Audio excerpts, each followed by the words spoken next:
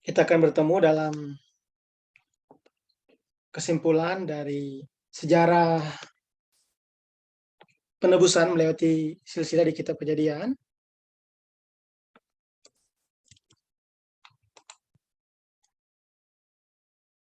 Sejarah penebusan dari Allah tidak terpisahkan dari sejarah dunia ini. Keduanya sedang berputar saling bertautan di dalam sebuah roda gigi raksasa yang bernama sejarah. Sejarah penebusan yang telah dimulai sejak pada mulanya adalah pekerjaan yang mutlak dan berdaulat dari Allah dan dijalankan di dunia ini dalam kehendak yang menyenangkan Allah. Oleh karena itu, sejarah dunia mempunyai arti sebagai sebuah sarana untuk menggenapi tujuan sejarah penebusan dari Allah. Sejarah dunia telah terus-menerus berubah dari zaman ke zaman, seiring berlalunya waktu dan perubahan kebudayaan dunia. Namun pekerjaan penebusan dari Allah terus mengalir di dalam sejarah dunia, yang selalu berubah, dan sedang berlari tanpa henti, menuju waktu penyelesaiannya, yang kedatangan kembali Yesus Kristus dalam kemuliaannya. Dari sudut pandang ini, kita telah menemukan aliran wahyu penebusan yang mengalir tanpa henti melalui silsilah di kitab Kejadian. Kita juga dapat menggali harta pemeliharaan keselamatan yang ajaib dari Allah, yang tersembunyi di dalam tahun-tahun keturunan yang lalu. Penyelenggaraan sejarah penebusan dari Allah tersembunyi di dalam silsilah-silsilah, juga tersembunyi di dalam berbagai sudut Alkitab. Yohanes 5 ayat 39, Yohanes 5 ayat 39 ayat 45 sampai 47. Lukas 24 ayat 25 sampai 27 dan 44. Sejarah penebusan dari Allah pasti digenapi sesuai dengan firman yang tertulis dalam Alkitab. Matius 5 ayat 18, Matius 24 ayat 32, Lukas 21 ayat 33, Yesaya 55 ayat 10 sampai 11. Firman adalah permulaan, rencana, dan cetak biru dari sejarah penebusan. Lebih lanjut dari firman adalah daya dorong yang kuat untuk menggenapkan sejarah penebusan tersebut, dan firman adalah akhir dari sejarah penebusan. Wahyu 1 ayat 17, Wahyu 22 ayat 13. Allah telah menciptakan segala sesuatu di dalam alam semesta dengan firman. Yohanes 1 ayat 3, ayat 10, Mazmur 33 ayat 6 dan 9. Dan firman Tuhan jugalah yang menopang dan menjalankan alam semesta ini. Roma 11 ayat 36, Ibrani 1 ayat 3. Firman Tuhan jugalah yang menghakimi dunia yang telah jatuh ke dalam dosa pada akhir zaman. 2 Petrus 3 ayat 7. Jadi semakin akhir zaman mendekat, Allah akan memenuhi seluruh bumi dengan firman-Nya. Yesaya 11 ayat 9, Habakuk 2 ayat 14. Visi yang mengagumkan ini dinubuatkan di banyak tempat di Alkitab. Di Yeskiel pasal 47, pergerakan Injil keselamatan yang akan ditampakkan melalui Yesus Kristus diumpamakan sebagai air kehidupan yang mengalir keluar dari bait suci. Sumber air tersebut adalah bait suci. Dan air itu bukan air yang menggenang, tetapi air yang terus bergerak. Air tersebut adalah simbol dari air kehidupan yang terus bergerak. Demikian pula air tersebut terus-menerus bertambah dan mengalir, sedikit demi sedikit keluar dari bait suci, dan terus memancar keluar hingga dalam waktu yang singkat menjadi sebuah aliran yang deras. Air tersebut mengalir sampai ke laut yang memberikan hidup kepada makhluk yang sekarat. Aliran air tersebut menyebabkan segala jenis pohon menghasilkan buah baru dan daun yang tidak layu sepanjang kedua tepi sungai. Bahkan air laut menjadi tawar. New King James Version katakan healed atau disembuhkan dan menjadi sangat banyak ikan kemanapun air ini mengalir. Segalanya menjadi makmur dan hidup. Ayat 8 sampai 9. Penangkap-penangkap ikan akan datang dan pergi, dan berjenis-jenis ikan seperti ikan-ikan di laut besar, sangat banyak. Ayat 10. Di sepanjang kedua tepi sungai tumbuh segala macam pohon yang menghasilkan buah-buah untuk makanan setiap bulan. Dan mereka menumbuhkan daun-daun untuk pengobatan. Ayat 12. Sekali lagi ditekankan bahwa daya dorong seperti ini adalah sebab mendapat air dari tempat kudus, ayat 12. Firman ini adalah nubuat bahwa pada akhir zaman, air kehidupan dari firman akan mengalir keluar dari gereja yang adalah tubuh Kristus. Dan tubuh Yesus Kristus. Dan menghidupkan seluruh bangsa dan alam semesta. Yohanes 4 ayat 13-14. Yohanes 6 ayat 63, Wahyu 22 ayat 1-2. Hari ini juga air kehidupan rohani sedang memancar keluar tanpa henti dari Golgota, pusat bumi di mana salib Yesus Kristus didirikan, dan terus mengalir sampai ke seluruh alam semesta, serta melakukan pekerjaan yang menghidupkan. Hari ini, setiap mesbah di seluruh dunia, tempat Injil darah kayu salib, Injil kehidupan, dinyatakan secara terus-menerus adalah Golgota rohani. Dari Golgota rohani tersebut, air kehidupan menembus ketebalan tanah dosa dan kejahatan, memancar keluar terus, mengalir tanpa henti dan terus-menerus, bertambah dan berkembang. Pekerjaan yang menghidupkan sedang terjadi di gereja di mana firman kayu salib itu hidup, yaitu darah berharga yang dicurahkan di atas Golgota, yang telah menebus dosa seluruh umat, yang telah menebus manusia berdosa. 1 Korintus 1 ayat 18. Roh dan hati yang meminum air kehidupan ini adalah seperti sebuah taman yang diairi baik-baik. Yeremia 31 ayat 12. Yesaya 58 ayat 58. Yesaya 58 ayat 11. Makna dari taman yang diairi baik-baik adalah bahwa Allah terus-menerus mengarahkan aliran air yang terdapat di bawah tanah menuju taman itu. Taman yang diairi baik-baik adalah tempat di mana air kehidupan senantiasa mengalir tanpa terputus. Di taman tersebut, padang yang berumput hijau tidak akan habis, tidak akan kembali lagi merana. Yeremia 31 ayat 12b. Dan selalu segar. Tuhan memuaskan jiwa kita dan menguatkan tulang-tulang kita, bahkan bertanggung jawab atas kesehatan tubuh kita.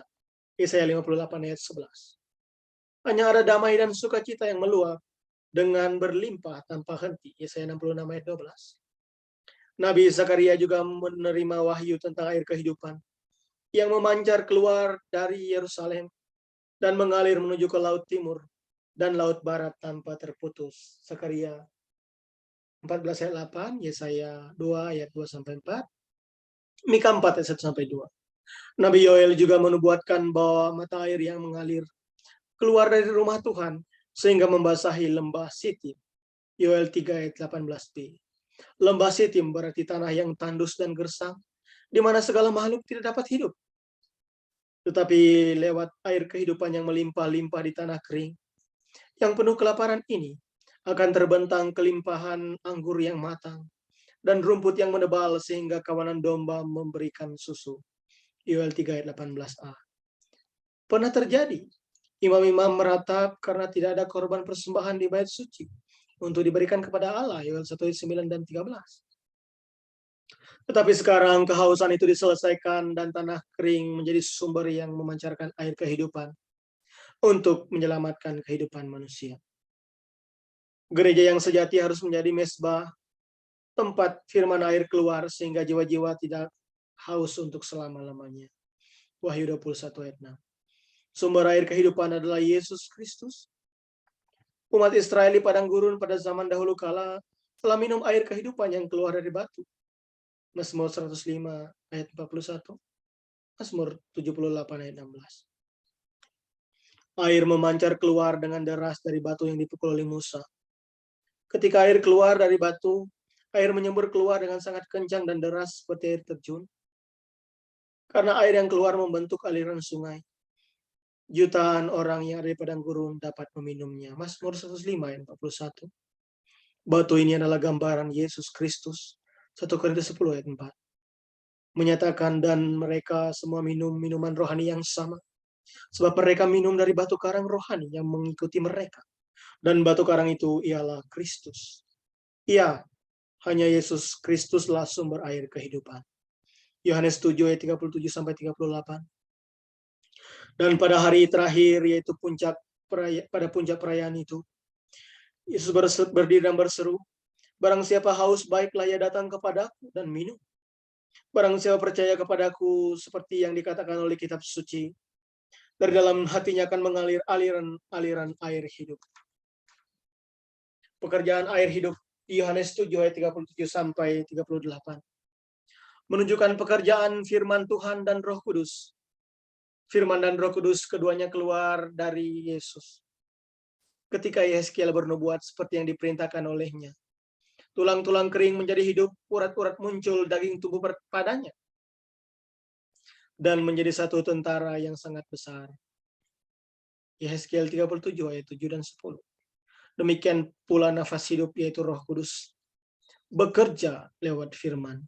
Di dalam firman hidup dinyatakan dan diberitakan, Roh Kudus bekerja dengan kuat sehingga menimbulkan pekerjaan kehidupan. Kisah Para Rasul 10 ayat 44. Jadi gereja yang di dalamnya Yesus Kristus hidup, yaitu gereja yang di dalamnya firman Yesus Kristus bekerja dengan kuat, adalah gereja air kehidupan dan gereja yang kita tujui. Di gereja inilah Roh Kudus turun dengan penuh kuasa, membara dan berlimpah-limpah. Amos 8 ayat 11 sampai 13. Menyatakan sesungguhnya waktu akan datang, demikianlah firman Tuhan Allah. Aku akan mengirimkan kelaparan ke negeri ini, bukan kelaparan akan makanan dan bukan kehausan akan air, melainkan akan mendengarkan firman Tuhan.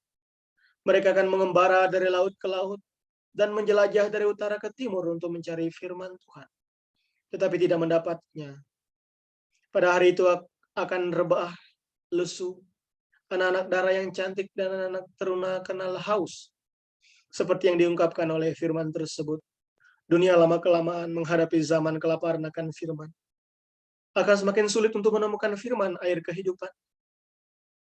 Kita harus membangkitkan pergerakan pokok gereja yang meluap dengan firman air kehidupan. Yesus Kristus adalah satu-satunya gembala yang sejati kita. Mazmur 23 ayat 1, Yohanes 10 ayat 11 dan 14. Yang membimbing kita ke air yang tenang dan ke mata air kehidupan.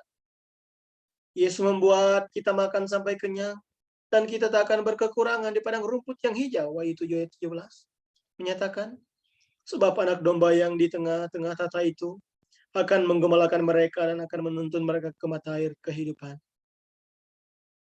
Dan Allah akan menghapus segala air mata dari mata mereka. Ketika kita hanya mengikuti Yesus Kristus, gembala kita yang sejati, kita akan dapat menjalani kehidupan dengan piala berkat yang senantiasa penuh melimpah untuk selamanya. Sekarang kita harus menantikan hanya satu sosok, yaitu Yesus Kristus yang telah mati untuk kita di kayu salib dan telah bangkit. Yesus Kristus yang memimpin kita ke mata air kehidupan, dan Yesus Kristus yang adalah gembala kita yang sejati. Pada hari ketika Yesus Kristus datang kembali, menjemput kita di awan-awan, dan kita akan kembali bersama-sama dengan Dia dalam kemuliaannya.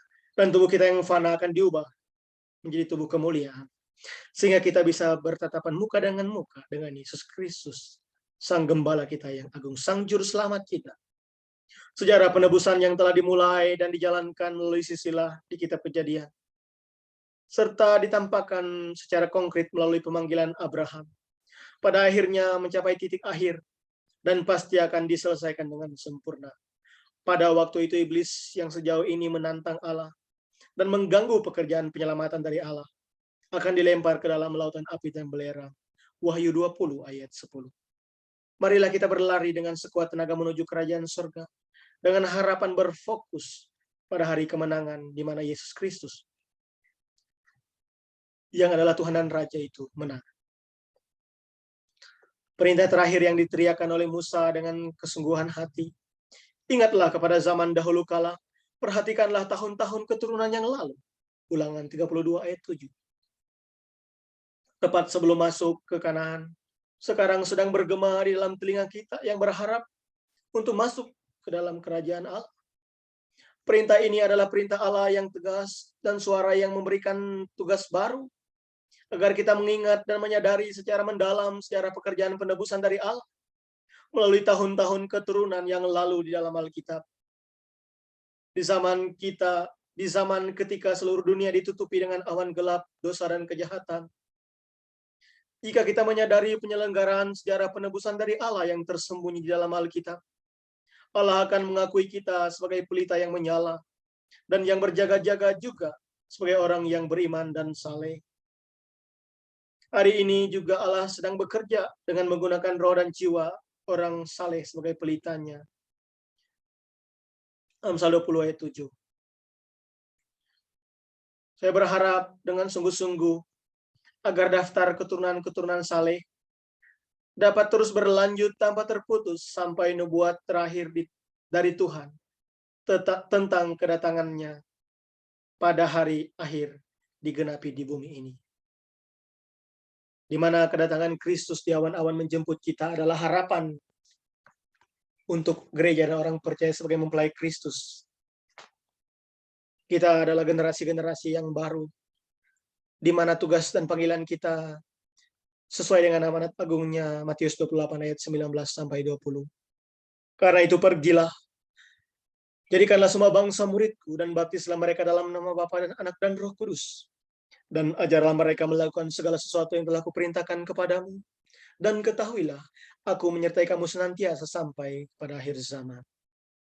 Ini adalah sebuah perintah yang harus dan wajib kita lakukan untuk memuridkan orang-orang di mana kita berada, supaya mereka serupa kembali dengan Kristus dan bersekutu kembali di dalam kerajaan-Nya kelak. Kita akan bertatap muka dengan Kristus pada hari Dia datang di awan-awan dan menjemput kita yang percaya. Kiranya sejarah penebusan melewati silsilah di kitab Kejadian menolong kita untuk melihat rencana Allah yang sungguh maha besar. Karena cinta romantika ilahi diekspresikan kepada manusia. Dengan inisiatif Allah yang mencari manusia. Dan dengan inisiatif pula Dia rela mati di Kalvari untuk kita. Supaya kita yang hina dan berdosa mendapat kehidupan dan dilayakkan di hadapan Allah Sang Bapa. Dan kita kembali menjadi anak-anak Allah dan layak menerima dan menikmati anugerah yang mulia. Kiranya Tuhan menolong kita semua. Amin.